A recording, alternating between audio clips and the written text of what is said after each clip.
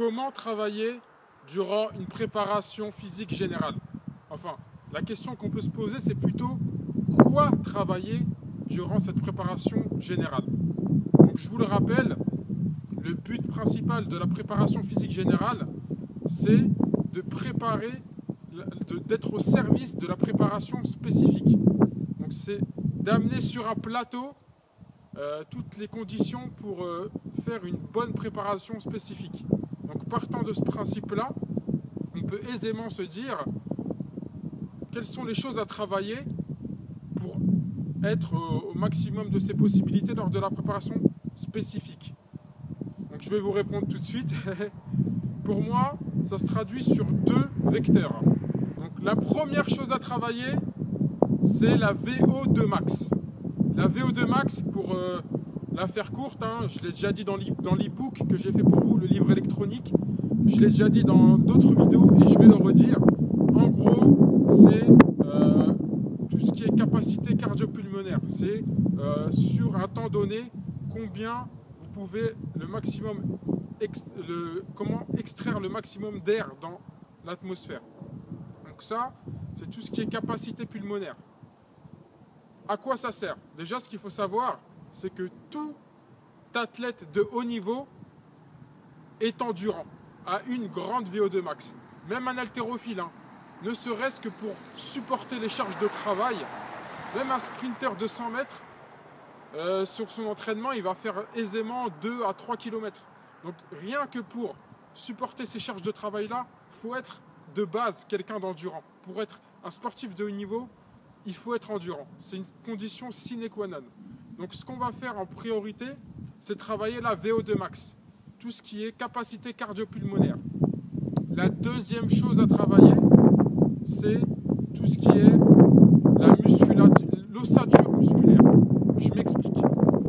En préparant la musculation générale, vous allez devenir un sportif polyvalent. En étant polyvalent, vous allez avoir tous les outils pour vous préparer par la suite de manière spécifique. Vous allez avoir un corps plus robuste. Durant les vacances, votre corps, il faut savoir qu'il s'est affaibli. Les fibres musculaires qui sont dans vos muscles se sont affaiblies. Donc vous devez faire cet effort-là de casser ces fibres qui ne sont pas très performantes pour en recréer de nouvelles plus performantes, plus solides, pour envisager une préparation spécifique. Et ça, sur l'ensemble du corps. C'est pour ça qu'on appelle ça la musculation générale. Là, on va travailler surtout sur de l'endurance de force.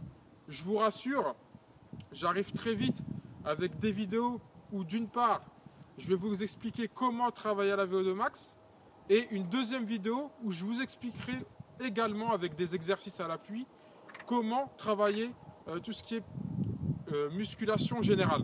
Donc vous allez avoir tous les outils nécessaires pour appréhender une préparation spécifique dans les meilleures conditions, je vous rassure.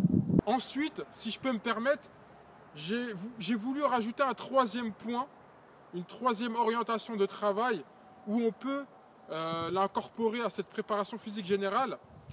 Il faut savoir que durant la préparation spécifique, les charges de travail seront très hautes et vous n'allez pas pouvoir travailler d'autres choses. Mais durant la préparation générale, c'est justement là où vous allez pouvoir incorporer un travail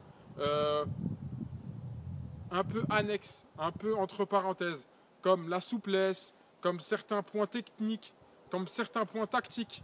Donc vous allez incorporer entre tout ce qui est musculation, d'endurance de force ou travail de la VO2 max en VMA. À l'intérieur de cette préparation physique générale, vous allez pouvoir travailler par exemple le pied gauche, enfin le pied faible. Vous allez pouvoir travailler la souplesse, vous allez pouvoir travailler la frappe de balle. Toutes ces choses que vous pourrez difficilement travailler par la suite lors de la préparation physique spécifique, dans le sens où vous allez vraiment pas avoir le temps. Donc toutes ces choses-là, vous allez avoir le temps de les travailler durant la préparation physique générale. Vous allez l'incorporer.